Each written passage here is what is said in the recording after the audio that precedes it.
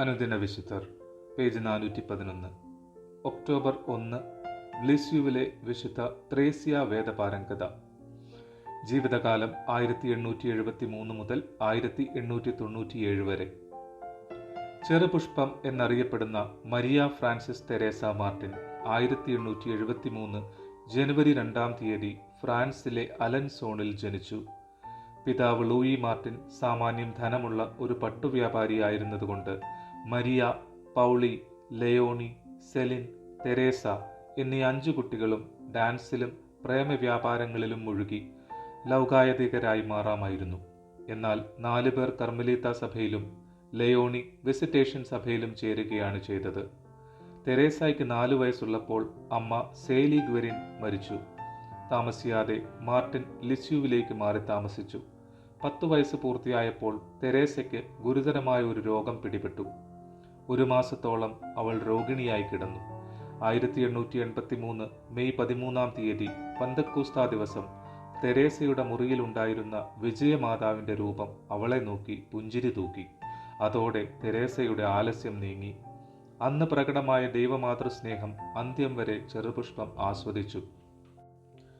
Teresa അപ്പച്ചൻ്റെ കൂടെ റോമായിൽ പോയി 13ാം ലയോൺ മാർപ്പാപ്പായോട് 15ാം വയസ്സിൽ കർമ്മലീത്ത മഠത്തിൽ ചേരാനുള്ള അനുവാദം അഭ്യർത്ഥിച്ചു. ദൈവം തിരുമനസ്സാകുന്നെങ്കിൽ കാര്യം നടക്കുമെന്നായിരുന്നു സമർത്ഥനായ മാർപ്പാപ്പയുടെ മറുപടിയെങ്കിലും കാര്യം നടന്നു. 1889 ജനുവരി 10 അവൾ സഭാവസ്ത്രം സ്വീകരിച്ചു. അടുത്ത വർഷം സെപ്റ്റംബർ 8 പ്രഥമ വ്രതവാഗ്ദാനം ചെയ്തു.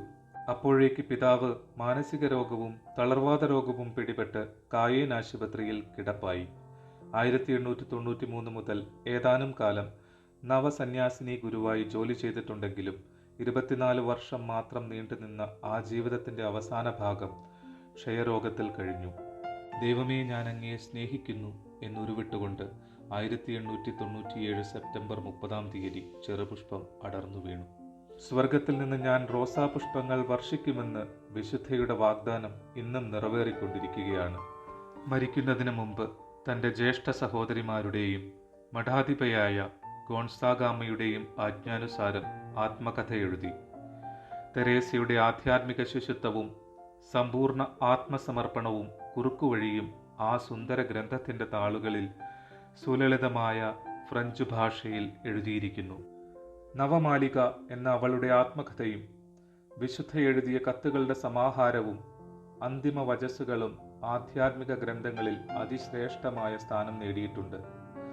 1925 മെയ് 17 വിശുദ്ധയുടെ ചരമത്തിൻ്റെ 28ാം വർഷം അവളുടെ 4 സഹോദരിമാരുടെയും സാന്നിധ്യത്തിൽ 11ാം പിയൂസ് മാർപ്പാപ്പ ചെറുപുഷ്പത്തെ വിശുദ്ധ പദവിയിലേക്ക് ഉയർത്തി.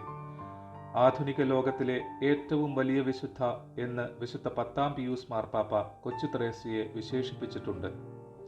ഒരാഗോള മിഷണറിയാകാൻ ആഗ്രഹിച്ച തെരേസയെ 1928 11ാം പിയൂസ് മാർപ്പാപ്പ ആഗോള പ്രേക്ഷിത പ്രവർത്തനങ്ങളുടെ മധ്യസ്ഥയായി പ്രഖ്യാപിച്ചപ്പോൾ അവളുടെ അഭീഷ്ടം അക്ഷരാർത്ഥത്തിൽ നിറവേറി. വിശുദ്ധ ജോൺ പോൾ രണ്ടാമൻ വിശുദ്ധയെ 1997 വേദപാരംഗതയായി പ്രഖ്യാപിച്ചു. വിചിന്തനം.